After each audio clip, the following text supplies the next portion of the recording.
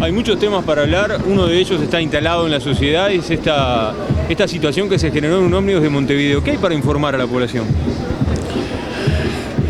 Y lo que se conoce, que pasó eso, ayer trascendió que la policía había ubicado a la señora que estaba arriba del ómnibus.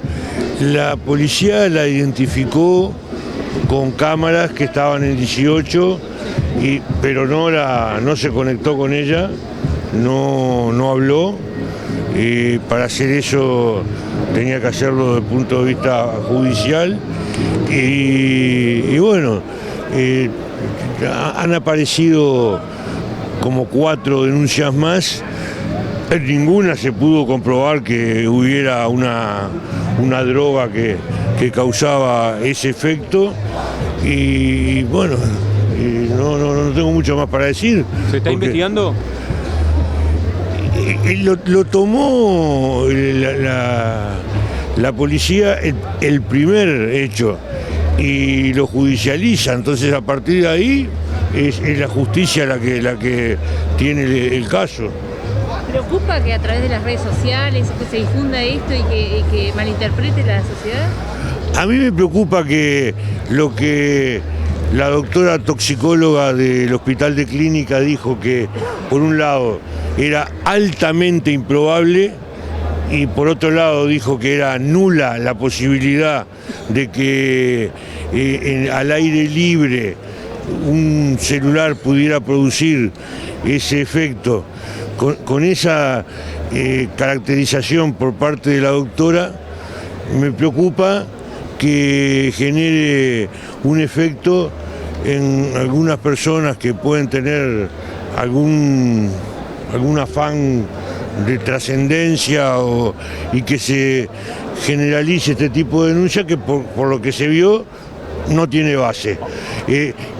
No digo que no hubiera un hecho de que alguien con un celular se hubiera acercado a alguna persona y que esa persona después se sintiera preocupada.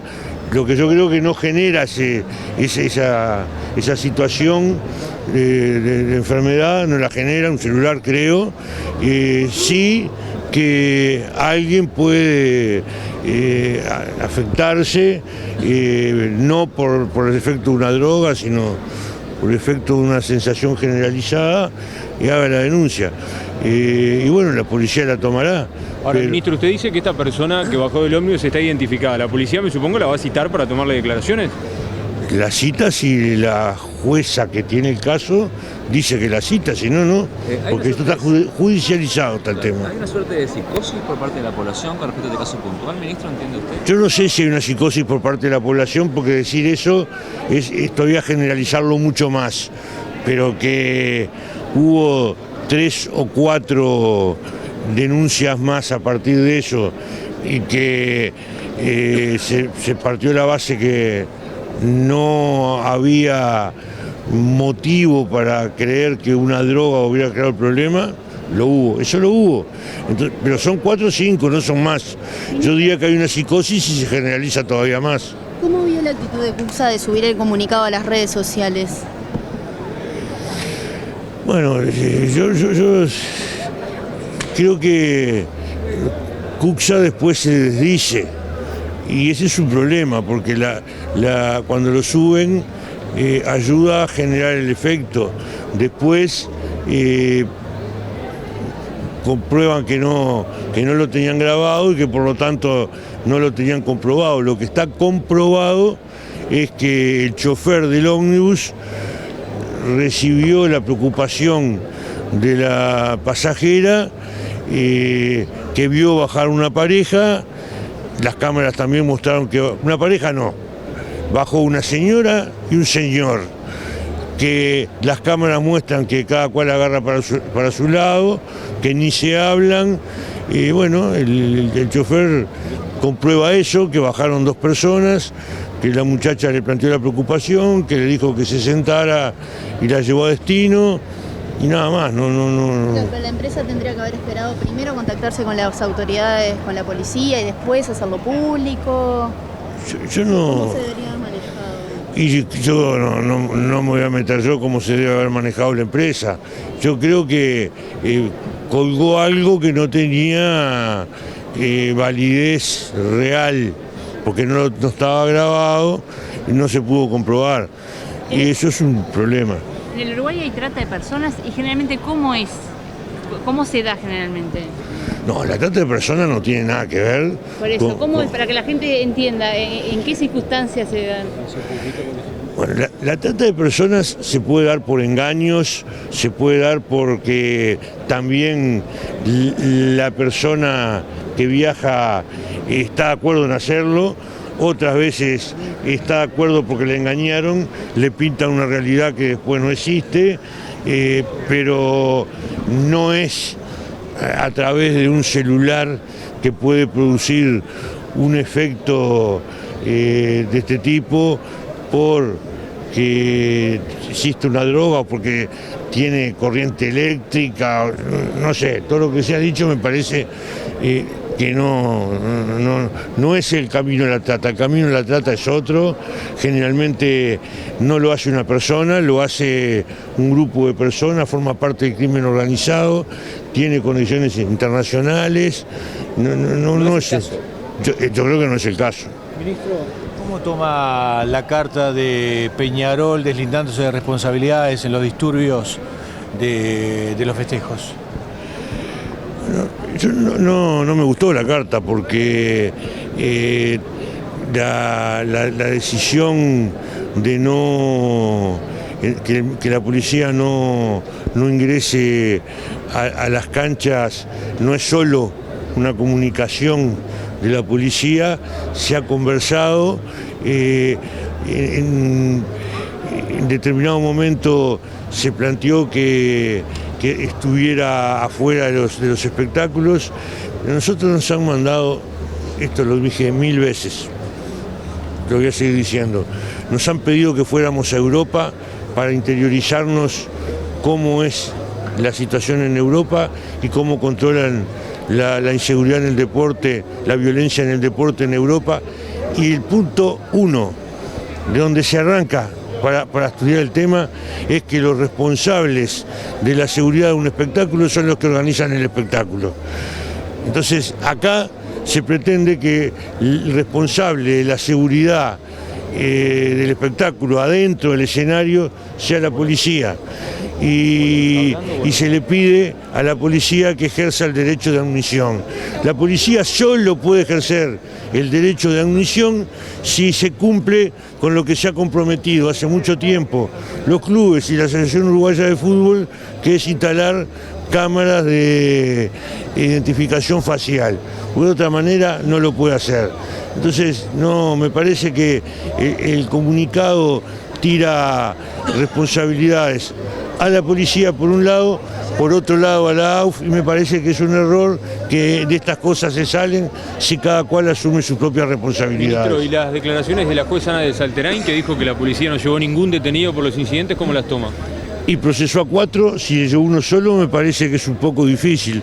Le deben haber llevado más de uno, porque si no, no podía procesar a 4. Pero ella dijo que no se lo llevaron por los incidentes, sino que fueron por los saqueos. Los saqueos son parte de los incidentes. Es la gente que cuando la dispersan con gases lacrimógenos, se dispersan y tiran piedras, rompen vidrieras y algunas de ellas roban prendas de vestir. Yo creo que forma parte de los incidentes.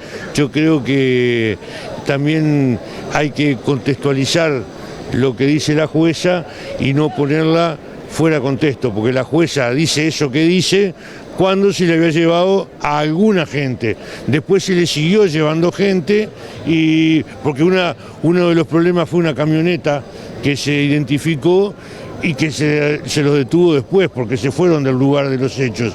Pero cuando lo detienen, procesa también a los de la camioneta. Entonces yo creo que se les llevó más, e insisto, eso, los saqueos forman parte de los incidentes. No se puede decir el saqueo por un lado y los incidentes por otro. Los que rompieron vidrieras, los que robaron prendas, estaban en los incidentes.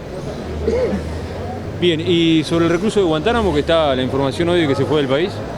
Bueno, ellos cuando se negoció con Estados Unidos las condiciones en que venían, Estados Unidos planteaba que Uruguay tenía que asegurar que por 2 años se quedaran en el país.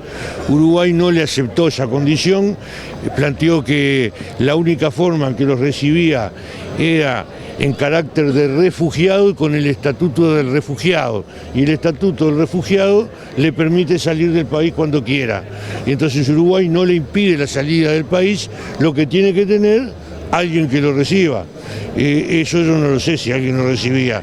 Salir del país podía salir y fue lo que pasó, se fue del país. Ahora en este caso, digamos, se presume que se fue para Brasil. Digamos, ¿las autoridades de Brasil lo pueden devolver a Uruguay? ¿Cómo es el mecanismo? Bueno, está refugiado en Uruguay. Si las autoridades de Brasil no lo reciben legalmente, pueden devolverlo a Uruguay. Pero es un problema de Brasil. El problema de Uruguay no era impedirle la salida. Ellos podían salir si querían. El problema es que tiene que recibirlo alguien. ¿Se sabe con qué documentación? No se sabe con qué documentación, porque no pasó por ningún registro de...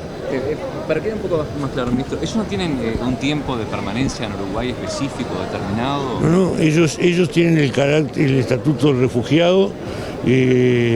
Estaba encargado a ACNUR por parte de Naciones Unidas. Entonces, en la medida que cumplan con los requisitos que le pone Uruguay, ellos pueden estar y pueden salir cuando quieran. Ministro, un concepto sobre los ingresos de 139 nuevos bomberos al país. No, es importante porque había 150 vacantes, se cubrieron los aspirantes para las 150 vacantes que llegaron al final del curso, fueron 145 y de esos 145, 139 aprobaron el curso e ingresaron hoy. Y quedaron 11 vacantes, más otras que se generaron, hay 30 o 40 vacantes más para llenar que se van a llenar. Y me parece importante porque va reponiendo la cantidad de bomberos que se estima necesaria para trabajar. ¿Todos los años se va a continuar con este egreso? Se trata de llenar las vacantes cuando se crean. Las vacantes se pueden crear por retiro voluntario, por baja, y hay que llenarlas para poder trabajar correctamente. Nosotros con la policía tratamos de que no bien se genera la vacante, se cubra. A veces se deja llegar a una cantidad más o menos razonable para que no haya curso para muy poca gente, pero todos los años o más de una vez por año, según lo que suceda. ¿Cuándo espera que esté habilitado la nueva habilitación, valga la redundancia, de bomberos? El sistema que se ha establecido ahora es un sistema de... El que quiere la habilitación tiene que hacer una declaración jurada. Con la declaración jurada se le da la habilitación y luego se va a inspeccionar para comprobar que cumple con los compromisos que adquirió con la declaración jurada. Si los cumple, sigue el proceso hasta que se le dé la habilitación definitiva, que pasa a ser por 8 años y no por 4 como antes. Si no cumple, se lo multará y según el grado de incumplimiento, se le retirará o no la habilitación. Ministro, usted decía respecto al tema del expreso de Guantánamo, disculpe, que no hay registro de su salida del país, entonces salió de forma ilegal. Y salió, no sé si de forma ilegal, salió del país. insisto que ellos estaban en condiciones de hacerlo. Yo, por el Chuy o por Rivera, puede salir y de hecho hay una cantidad de uruguayos que cruzan hacia el lado brasileño, regresan después, pero no pasan por ningún registro. ¿Tienen información, ministro, sobre los motivos que los llevaron a tomar la decisión? No. ¿Al ministerio le interesa eso? Sí. Nosotros insisto que ellos podían moverse libremente y podían salir del país libremente. No sabemos los motivos y se fue del país.